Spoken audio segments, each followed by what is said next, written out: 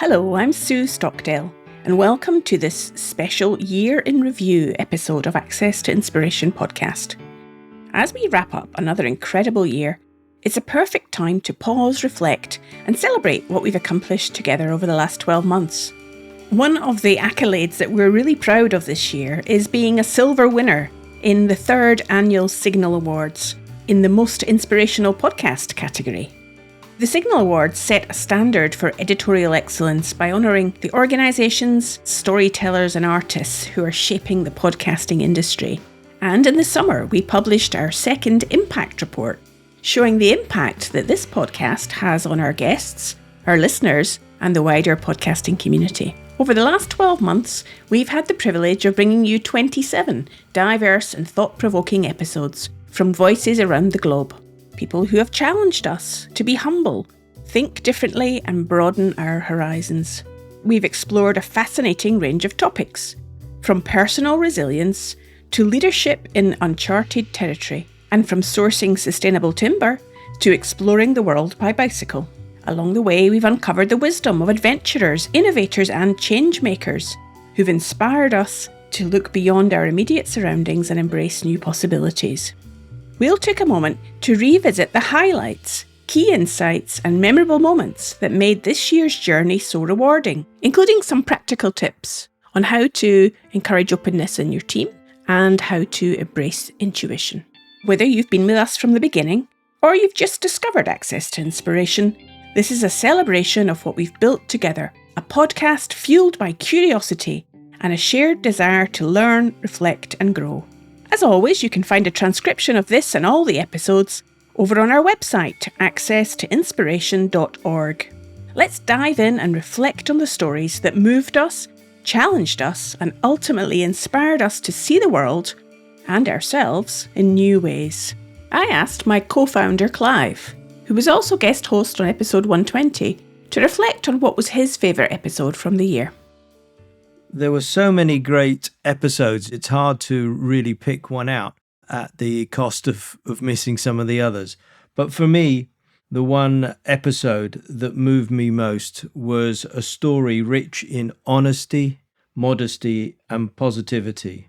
And that story was Mark Fletcher's journey, which you can hear in episode 136, Creating an Esports Team.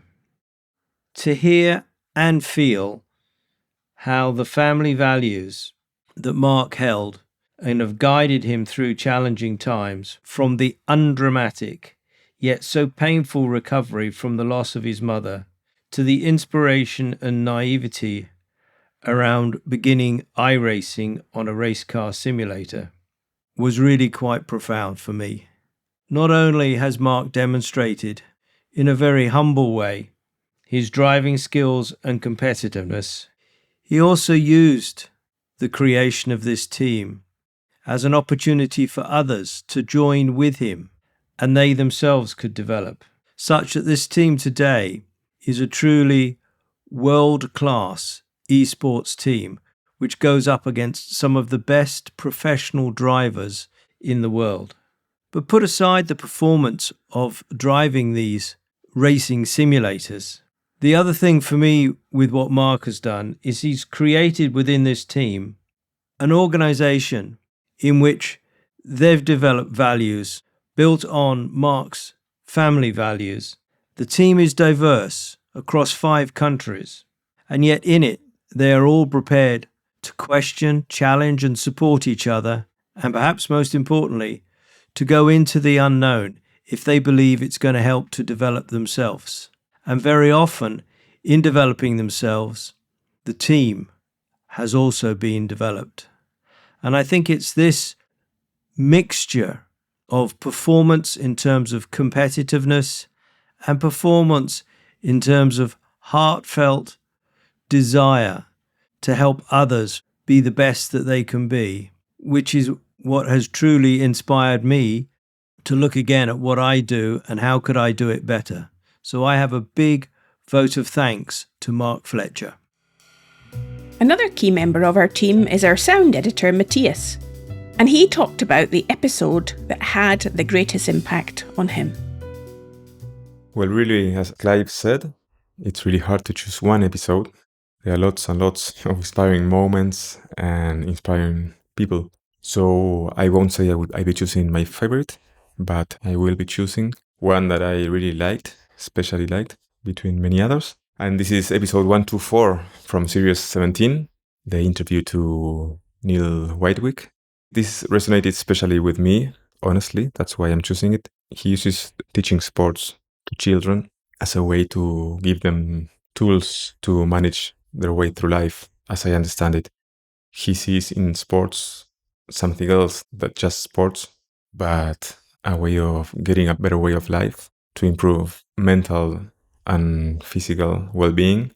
It's almost like an excuse to teach so many things through something that is great in itself and that it's a passion for him and for everyone that does it. So I think it's a great way to reach children and to leave them something that will really be significant to their lives and to their future. I made a relation between this and music teaching. This is why this resonated with me, because I teach music in an orchestra for kids, which has the same goal, which is basically giving them music as a tool, as a professional tool or professional experience if they want to follow that path, but mainly as a way of giving them lots of other things. It's a way to learn to work with others, to focus, which is really necessary these days and really hard to find time for the kids to focus in one activity for more than 5 minutes. This way they need to focus for a long time, a whole rehearsal, work in a team, work with others, look to improve themselves and have fun and find a passion that they can have this passion for life and apply this passion in different things, not just in music, but then they can apply it whatever they do, whatever job they do, whatever relations they take, whatever activities they do. And as Neil says, it's the same, right? This is what his passion is. So he used this passion as his way to give this to the kids. My passion is music and sound, and I use music as a tool, as a way to transmit this passion to new generations, but for them to use them in all the aspects of their lives. I've had many wonderful conversations during the last year, and one of the aspects that several guests reflected on was how we can embrace failure as a way to grow and learn, which is a concept that can be scary. In episode 120, the astronaut Robert Thirsk reflected. Failure is not something to be hidden or backed away from. Astronauts embrace failure. When we, as a crew, make a mistake, we all rush in to try to find out where was the mistake made and how can we as a team improve the following time. For Robert and the other astronauts, failure in their world isn't just a possibility, it's a critical part of progress. And this idea isn't limited to space missions. For athletes, the fear of making mistakes is a daily reality, as Danielle McDonough talked to me about in episode 123, when she spoke about the power of mindset on athletic performance. That fear of failure as an athlete growing up was always there every single day. Sometimes from the moment I woke up, I knew I had a game that day. I fear making mistakes, fear letting the team down, fear making that one mistake that's going to cost us the game. Very real, very scary too, if it gets out of control. The work that I do with my athletes, it's about reframing that a little bit. If we're not making mistakes, if we're not failing, then ultimately we're not really growing because we learn in making these mistakes. And so when we can adjust that mindset for ourselves, it makes it a lot less scary. It takes a little bit of a weight off of our shoulders. There was a soccer player who was quoted as saying, I knew to get to that next level, I needed to make a boatload of mistakes. So what did I do? I got to work making those mistakes as fast as I possibly could.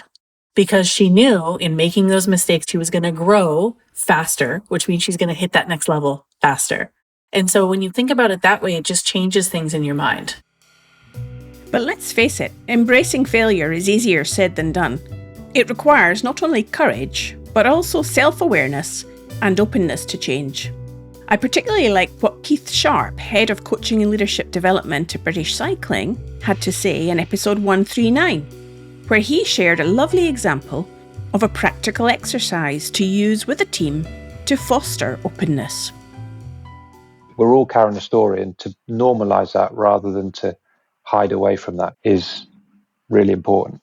Something that's really cool for us that I'm really proud of in a work situation is a little card that we've created, and it's got 3 words on. I've borrowed the idea from What 3 Words, and everyone in our team has got 3 words. So my words are playful, quiet, and fresh. And the reason I've got those 3 words is the questions that I ask people is, how do you feel when you're flying and at your best? Describe that in 1 word. So for me, that's playful. When I'm not at my best, what would people notice about you? For me, it's being quiet. If I'm quiet and I'm humming, that's a real alarm call. And then what helps you get back to your best in 1 word? And that would be, for me, fresh. So that's fresh air from a run, a ride, a walk with someone, whatever it might be, but it's not being inside. And those 3 words have really helped shape relationships. They've also helped shape strategy. They've helped shape lots of stuff. Such a simple idea has helped create more normalness within the environment, which is awesome. And of course, when failure happens or we step into the unknown, it's important for us to be able to regulate our nervous system, which can help us respond rather than react. I found it very thought-provoking, the practical exercise that Eveline van den Heuvel talked about in episode 135, where she reflected on how to embrace intuition and creativity. There are so many ways of regulating the nervous system so that you can help yourself shift from what we say, the fight, flight, or freeze system to the rest and digest system. And in that rest and digest, then there's this openness to access the things that go otherwise unnoticed. And that's true for the things that you might notice in your environment, but it's also true for the information that you will receive around yourself, somebody else. I like to work with a little method that was developed by William Whitecloud, where you use a circle, like a defined space. So you might put a question that you have that you don't have an answer to yet, and you write it down and you put a circle around it. And from that place of openness, in that parasympathetic nervous system state, you ask your intuition that question. And the idea is to let go of the need to know. So you don't think your way towards the answer. You might get an impulse. You might get an image. You might get a sound or a sense. You can also just leave it for a moment and just go with whatever comes up later. The element that's really important is to let go of the question, how? It's because we let go of the cognitive challenge or contraction around it and something else appears. So write it in a little circle, find a way to regulate your nervous system, write it in a circle, and go with whatever comes up. And allow yourself to play and to use your imagination. What does this mean? If I get a funny image, what does that image mean to me? And go with that. There's been so many useful and insightful learning points that I've taken from our wonderful guests this year. I think my favourite episode was the conversation I had with David Smith on episode 134, which left me thinking deeply about how I use my time. I always say be where your feet are. That for me is such a big thing, to be in the present moment. I feel like it's cliche to say that be where your feet are, that's where the magic happens, and try to connect more to nature. Impermanence, there's a thing called memento mori, which is a meditation of your own death. And if you're born and you're lucky to live to 80, you're given 4,000 weeks. I think that's 920 months. We're spend 23 years of those 4,000 weeks asleep, and then so many hours a day in a queue, so many hours a day scrolling, that turns into years. So then it leaves us with this window of maybe 20 years where you can really do the stuff that lights us and makes us passionate. And that's if you're lucky to get 4,000 weeks. Not many of us get that. So then we have even less time to fulfill things that really light us and create that burning feeling in our bodies that we love what we do. And I truly believe that trying to find something in life that you love what you do is super important. So the overriding reflection for me this year is that failure and impermanence are inseparable from growth and passion. To hide from one is to miss out on the richness of the other. And that's what we've done this year. We've tried some new things, we've experimented. Some of those experiments have worked, some of them have been less successful. But we followed our passion, our desire to bring out the brilliance in our guests and to inspire more people in this world.